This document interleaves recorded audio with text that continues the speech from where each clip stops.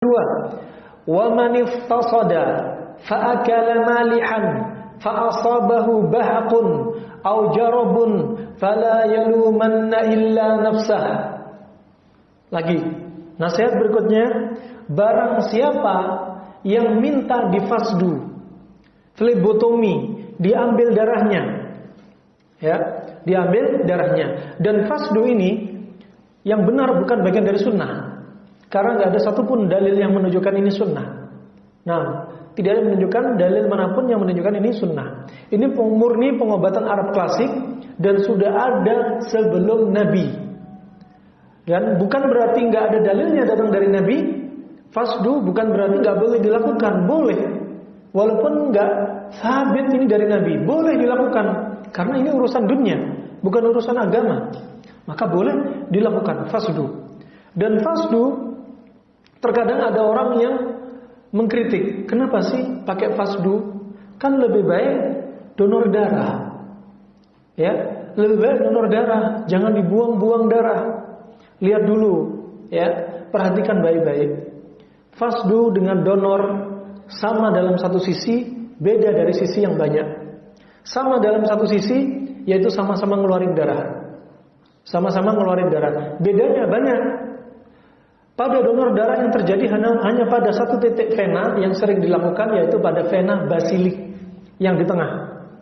Adapun fasdu ada sekitar 33 titik di hidung, ya, kemudian di ujung hidung bagi orang sering pilek, kemudian untuk orang yang mukanya merot di bibir, untuk orang sakit gusi di bibir, di pojok bibir, kemudian untuk orang darah tinggi di samping kepala, samping mata, untuk glukoma juga samping mata, kemudian untuk pusing darah tinggi bisa di tengah, ya, dan di kepala tengah, ya, kemudian untuk orang yang ketika stroke bicara susah di belakang telinga.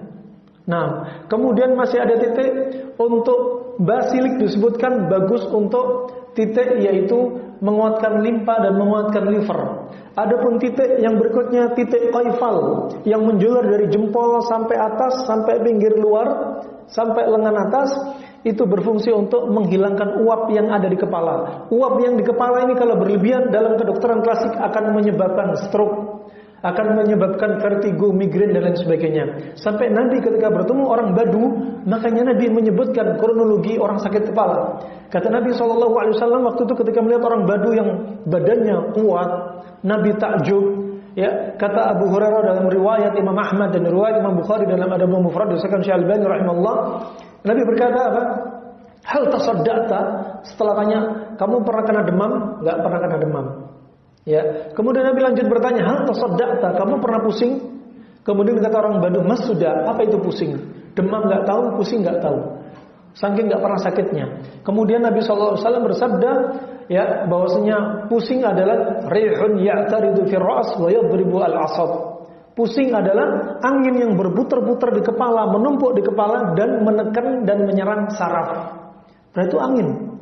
Ya, disebutkan dokter klasik Cina dan Arab, stroke itu karena angin menumpuk di kepala. Ya, juga termasuk pusing karena angin menumpuk di kepala. Dan untuk angin yang menumpuk di kepala paling bagus di fasdu di daerah qaifal. Kemudian ada fasdu di daerah kaki, namanya fasdu titik as-safin. Bagus untuk orang yang mengalami varikokel. Ya, pada masalah yaitu kaum laki-laki. Ya, dari saluran kaum laki-laki. Juga bagus untuk mengatasi masalah di rahim. Juga ada titik irqun nasa untuk mengatasi ischialgia. Kalau pengobatan dari Nabi ischialgia, obatnya dengan ekor kambing. Kalau kedokteran Arab klasik dengan fasdu pada titik irqun nasa. Masih banyak titik lainnya. Dan ini nggak sama dengan donor darah. Nah, karena apa? Donor darah yang dicari memang pembuluh darah besar. Adapun fasdu mau kecil mau besar tetap dicari sesuai dengan titiknya.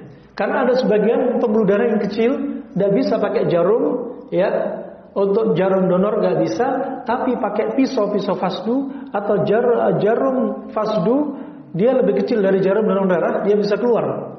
Nah, ini banyak bedanya. Kemudian pada kasus donor darah ada kontraindikasi. Seperti siapa? Orang yang tensinya tinggi nggak boleh donor, lebih dari 140. Orang yang kolesterolnya tinggi nggak boleh donor. Orang asam urat tinggi nggak boleh donor. Orang kencing manis nggak boleh donor. Orang HB dia 18 nggak boleh donor. Kemudian orang yang darahnya ada virus nggak boleh donor. Orang habis kena COVID nggak boleh donor. Nah, ini nggak boleh donor. Sedangkan ini penyakit orang yang rata-rata tinggi, termasuk penyakit ekses. Kalau ekses adalah unsur yang menumpuk di dalam tubuh, kalau nggak dikeluarkan bisa meledak. Seperti apa? Tensi terlalu tinggi, kemudian menekan otak, bisa pecah pembuluh darah di otak. Maka harus dikeluarkan. Kalau nggak bisa donor, gimana lagi kalau nggak fasdu? Nah, ini contoh. Ya, kalau terapi Nabi berarti pakai bekam. Ya, bekam termasuk pengobatan sunnah. Tetapi apa? Antara bekam dan fasdu ya punya kelebihan masing-masing. Bekam di musim dingin tidak sesemanfaat fasdu di musim dingin. Ya, bekam sangat cocok di musim panas. Kenapa? Kalau musim dingin pembuluh darah kapiler menyempit sehingga bekam tidak maksimal. Adapun fasdu di musim dingin tetap manfaat karena yang bisa jadi sasaran adalah pembuluh darah vena. Subhanallah. Ini beda-beda, ya, nggak bisa disamakan. Makanya yang nggak suka fasdu cukup jaga lisan, nggak usah banyak protes. Mereka melakukan fasdu dari kedokteran Arab klasik karena punya dasar ilmiah sampai zaman sekarang.